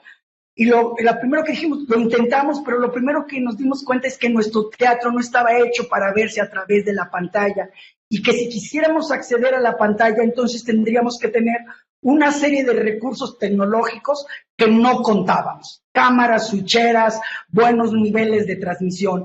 Si no, el teatro no estaba hecho para verse en la pantalla. No hay nada más horrible que el teatro grabado. Todos los que han sido jurados de cualquier concurso de teatro donde mandan videos, es la cosa más horrible estar viendo las obras en el video, porque no están hechas para eso. Entonces, ante esa disyuntiva, cuando pasábamos por el semáforo rojo, decidimos que no íbamos a suspender la temporada, pero que solamente íbamos a invitar 10 espectadores, todos separaditos en la sala, a puerta cerrada, o sea, no era una función abierta al público, sino era una función bajo invitación para que nos siguieran acompañando. Bueno, mi conclusión de este comentario es, durante toda la pandemia nunca nos faltaron los espectadores que podíamos tener en la sala. Cuando el año pasado regresamos al semáforo verde y empezó el descongelamiento de este encierro ciudadano, pues lo que pensamos es que la sala se iba a abarrotar. Y nuestra sorpresa fue que nos quedamos solos. No había público. Y entonces la pregunta es, ¿dónde está el público? ¿Por qué ya ahora que el teatro está abierto y que ha bajado toda esta circunstancia, no está aquí la gente? Y el primer fin de semana fue horrible porque estábamos muy desconcertados hasta que empezamos a darnos cuenta que en ese momento la gente lo que quería era celebrar la vida, o sea, quería tener fiesta social, encontrarse con los amigos.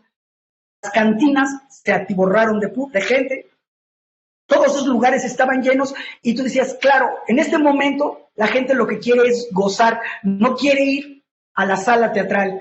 Cuando estaba la pandemia, la sala teatral era un horizonte, ¿cómo se dice lo que está en medio del desierto? Un oasis, era un oasis para la sociedad y estaban con nosotros. Justo en ese momento vino este grupo español que te cuento, Ensaya, y les decíamos, muchachos, nos va a ir muy mal esta noche, estamos muy solos. Y la pregunta fue, ¿como cuántos esperas? Le digo, pues si nos va bien, tal vez 20, 25 espectadores. ¿Quién nos va? Y entonces sonrieron y dijeron, maravilloso, porque ahorita nuestras salas en España no tienen espectadores. Nos peleamos por un espectador. Así que si tú tienes 20 esta noche, para mí es maravilloso, porque en mi teatro allá en Sevilla, no tengo más de 5 espectadores. Entonces, esto es lo que te digo de el público sigue siendo de una naturaleza muy extraña a la cual habrá que seguir correteando. Y para cerrar este comentario, una vez hicimos un festival muy grande que llamamos La Sopa de Teatro e invitamos a todos los teatros, a todos los grupos de San Luis Potosí que en ese momento estaban en activo, a todos. Termina la función y un espectador se me acerca y me dice, ¿por qué presentaron este grupo esta noche? Le digo, porque pues este es un festival donde invitamos a todas las compañías de San Luis.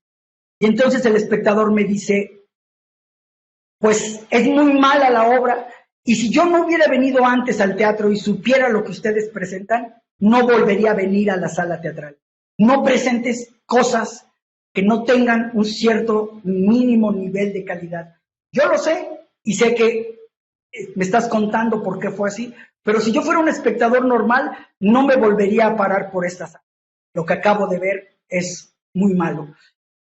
Y también fue un asunto muy revelador del espectador, donde dijimos, tiene razón, tenemos que volvernos mucho más exigentes y no solamente abrir las puertas del teatro porque existe un grupo que quiera presentarse. Habrá que exigirle a ese grupo que alcance un cierto nivel de calidad para que pueda contribuir a la construcción del espectador. De acuerdo. Me parece muy interesante. En algún momento ahorita, Eden, hablabas del el sujeto social determinado, ¿no? Estamos buscando un sujeto social y me gustaría que me contaran un poquito más de esta cuestión de el teatro que hacen en comunidades, ay, a ver, creo que se me fue, ¿verdad? ¿Sí me escuchan? Sí.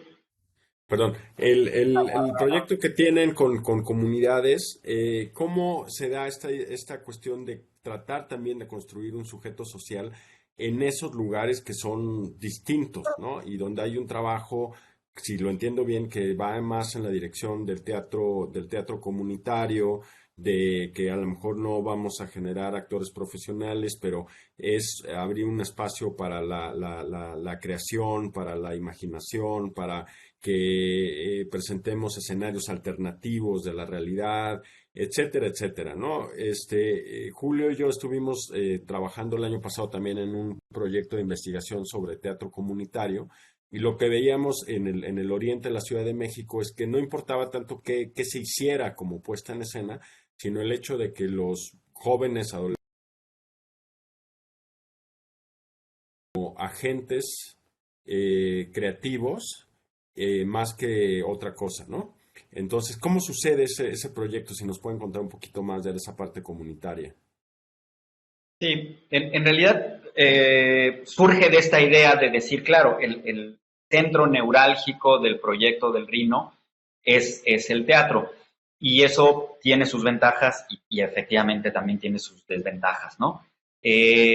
Como decía la pregunta de Williams al principio, hay una relación, digamos, se sigue trabajando en la calle, se va a otros contextos, no como tal, y el comunal es el que nos permite, digamos, como seguir irrumpiendo en esos contextos a los cuales no necesariamente vamos a llevar una producción del Rhino, porque no hay tal vez las condiciones, pero nos permite dialogar con esos focos poblacionales muy determinados.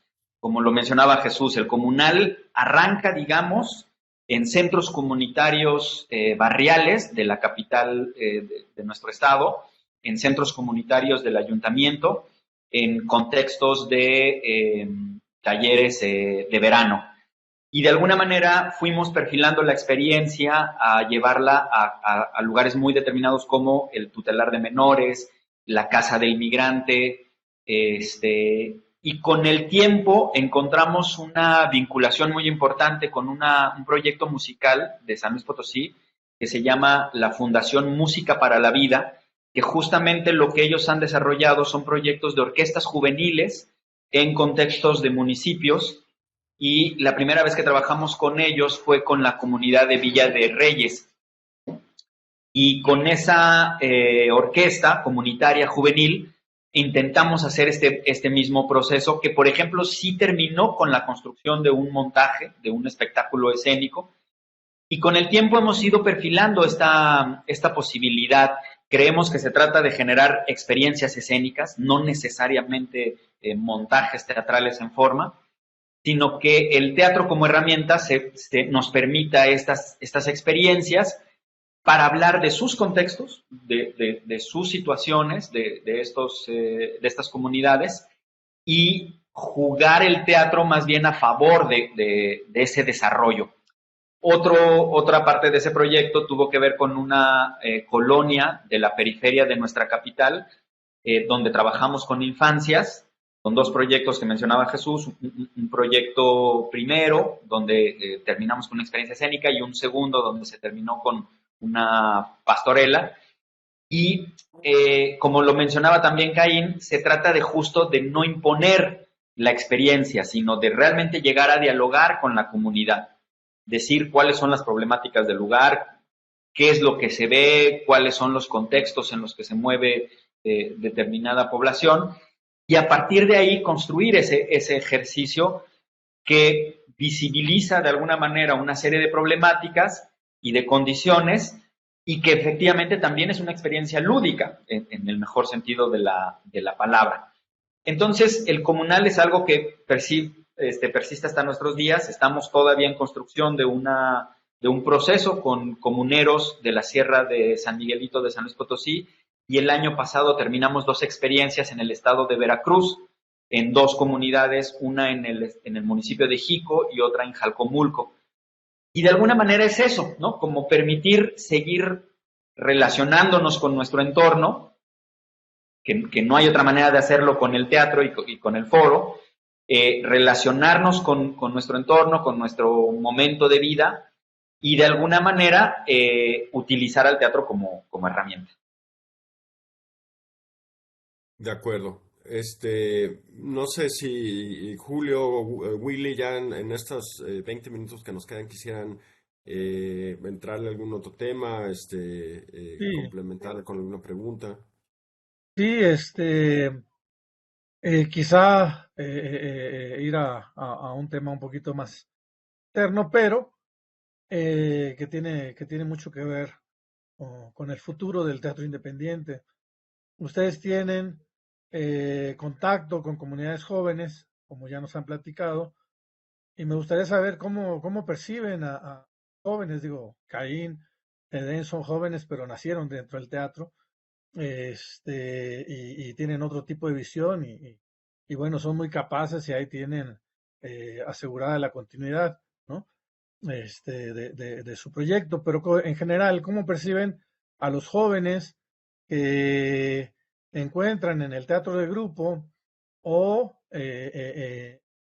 la posesión de un espacio teatral, la forma de desarrollar su propuesta estética? ¿Cómo ven su compromiso, su interés, su actitud?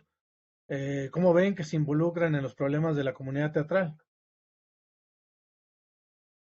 Caín.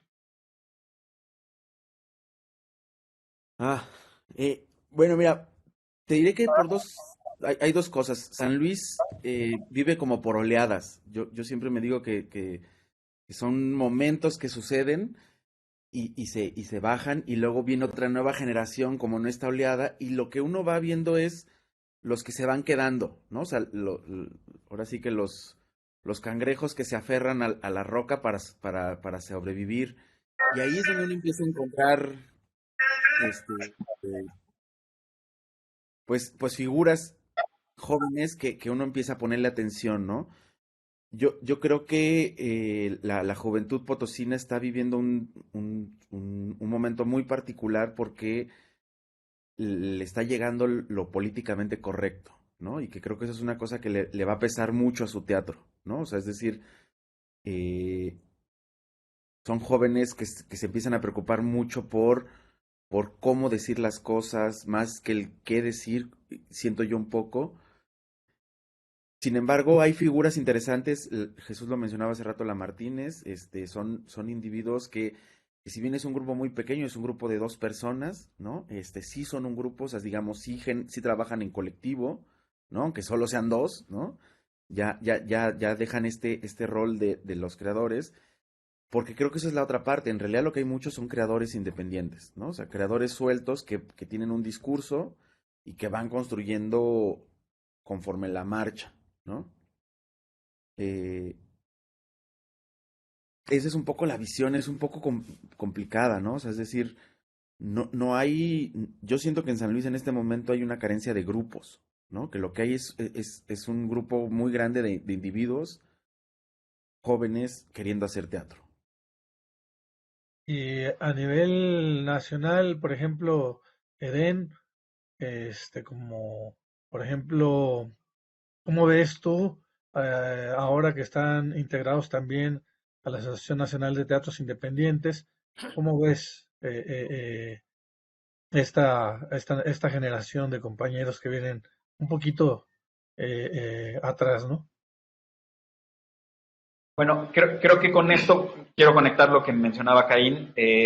Tal vez lo más terrible de la precariedad en la que vive el teatro, las artes escénicas en general, pero el teatro en particular, lo más terrible es que no cambia, ¿no? Es decir, pasan los años y parece que cuesta lo mismo que hace 30, 40 años levantar un proyecto, construir una compañía, sostener una compañía, sigue costando lo mismo. Este proyecto del que hemos hablado tanto, la incubadora, a lo largo de 3 emisiones, que es un proyecto bianual, es decir, arrancó hace 6 años, hemos dialogado con 8 compañías y de esas 8, hoy en día de facto persisten solo 2.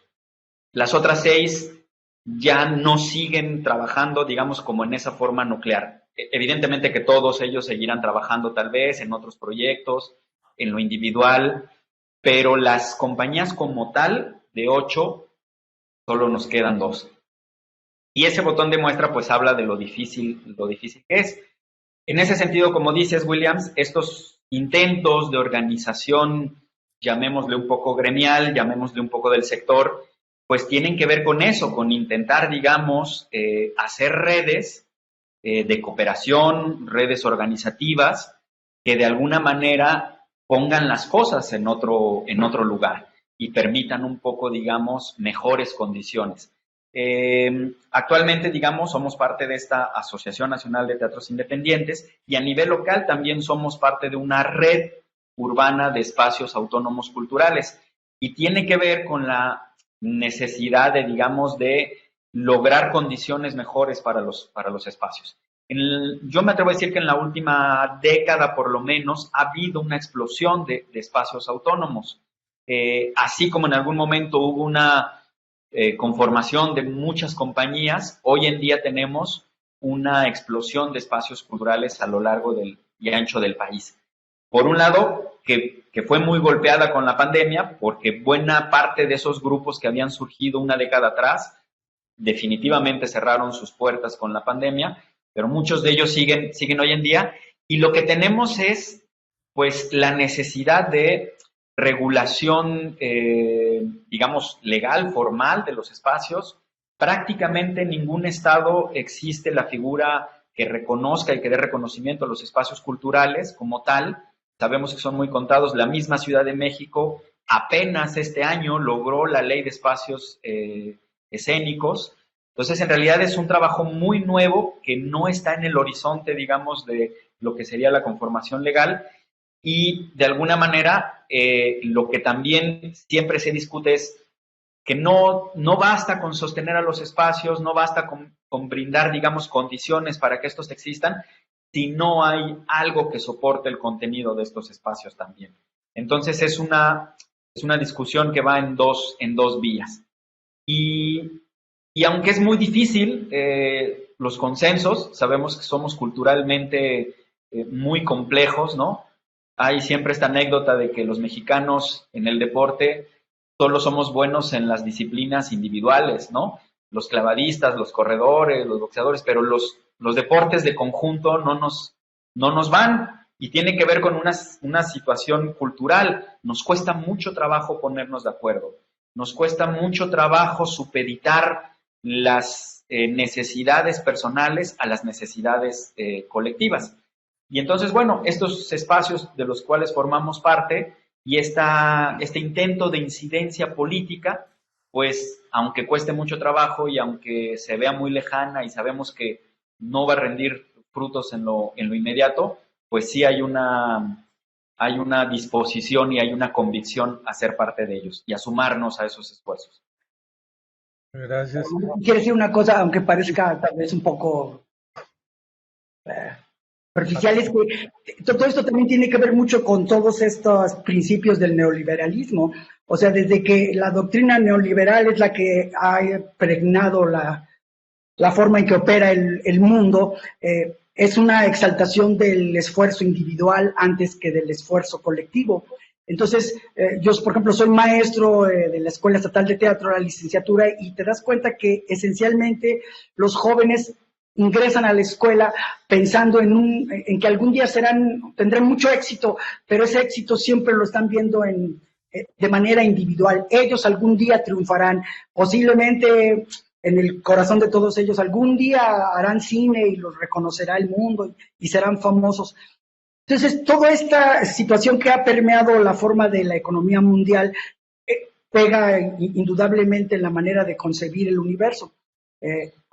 Sería tal vez una de las tantas cosas que nos ha quedado a deber nuestra actual administración, en el sentido de no hay un incentivo al poder popular, no hay un incentivo a las formas colectivas de decisión, sino todo sigue siendo decisiones individuales. No han crecido los consejos ciudadanos, las formas de participación colectiva que detonen en el pensamiento de la población y entendieran más la necesidad de intercambiar y hacer lazos de apoyo mutuo, ¿no?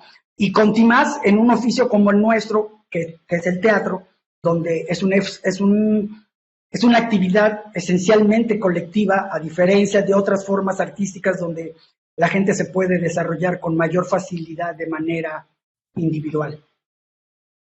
Julio, para ir cerrando. Sí, para cerrar, simplemente preguntarles si en forma de conclusión, a partir de esta charla que hemos tenido con ustedes, se podría decir que, si bien es cierto, el teatro independiente es donde encontramos las búsquedas teatrales más interesantes, sin embargo, no basta con pertenecer al teatro independiente para que éstas se produzcan, sino Rinoceronte Enamorado es un ejemplo de que hay que saber indagar, hay que saber adaptarse al contexto, hay que tener una propuesta integral para poder desarrollarla. Eso es lo que yo observo y eso es lo que les pregunto, si en un momento determinado les podríamos dar de conclusión a quienes nos siguen.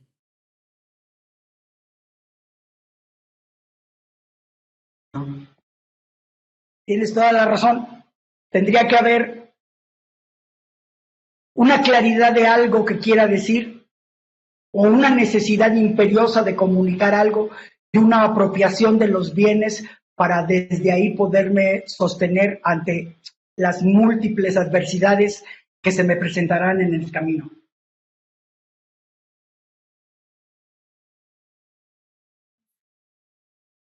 Bueno, pues si me das permiso, Willy, me gustaría hacer un último comentario también ya de cierre. Adelante. Primero que nada, muchísimas gracias, colegas del Rinoceronte Enamorado. La verdad es que ha sido muy interesante. Yo me quedo con esta idea de que, como empezó la conversación, que ustedes plantean, de este contraste entre la autonomía y la independencia, ¿no? Me parece que ese es un punto muy importante, el entender que estamos más bien ya en la búsqueda de una autonomía que sí implica, por supuesto, los aspectos estéticos, pero es una cuestión más de la gestión, de la búsqueda de formas de incidir en la sociedad, de construir ese sujeto social que puede ser el público que viene al foro, que puede ser aquellos que están en una comunidad marginada y con los cuales empezamos a trabajar para llevar el trabajo teatral. me quedo también con esta importancia del espacio, ¿no? Que eso obviamente para una agrupación pues es una forma de poder, da un cierto poder, una posibilidad de hacer muchas cosas y me parece muy significativo, muy relevante que ustedes hayan enfocado digamos, muchos de los esfuerzos a lo largo de los años para lograr tener ese espacio y que ese espacio sea un lugar de ciertas poéticas, un lugar para hacer coproducciones, para invitar grupos de otros lados del país, incluso grupos internacionales. O sea, me parece que ahí hay una riqueza donde justamente lo individual ya no figura tanto, ¿no? Sino que es un esfuerzo colectivo y es el generar un vértice, un punto de encuentro para que sucedan otras cosas en otros niveles. Y me parece que es una experiencia que valdría la pena pues documentar con más material y documentar para que los colegas, los jóvenes de nuevas generaciones que están entrando a la creación escénica entiendan un poco las distintas estrategias a partir de las cuales se puede lograr esto. Y pues me parece muy valioso y pues muchísimas gracias por este conversatorio. Yo con eso cerraría, Willy.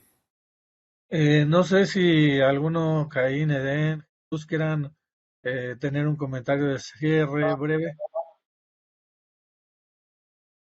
No, pues en realidad, primero que nada, más bien muchas gracias a ustedes por brindarnos este espacio de diálogo y evidentemente también de visibilizar el proyecto un poco en su vasta dimensión, ¿no?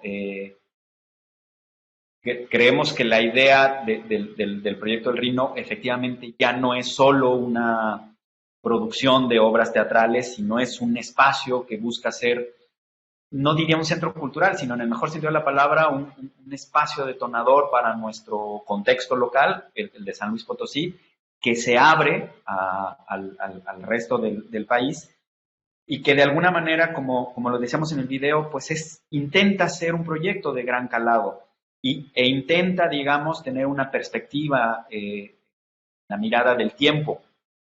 Como decía Jesús hace rato, nuestras preocupaciones no son por la próxima obra o por el próximo año, sino en realidad están puestas en el futuro.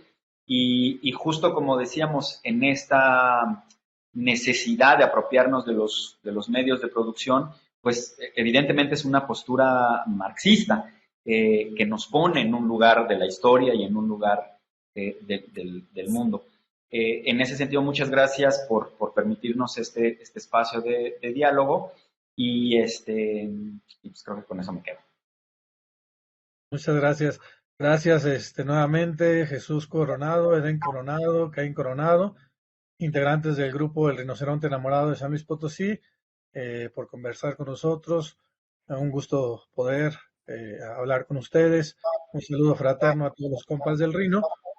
Yo quiero agradecer a Carlos Virgen, a Julio César López, a Cristina Tamariz, a Raúl Rodríguez, a Vero del Instituto Mora, al Instituto Mora, al Cirecon, por haber hecho posible esta primera temporada y bueno, pues nos encontramos pronto. Carlos, querido, ¿te gustas cerrar? Yo con eso Pues básicamente sí, muchas gracias. Bueno, es Berenice, no es Vero, es Berenice, que perdón, nuestra me asistente que luego nos ayuda.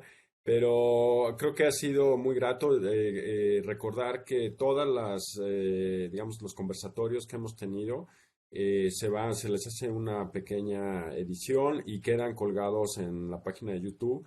Y el vínculo se puede encontrar en YouTube o se puede encontrar en el micrositio de Cirecom, en la página del Instituto Mora, y me parece que es importante pues como una fuente de información para conocer qué es lo que justamente los colegas en distintas coordenadas están trabajando respecto a la creación escénica.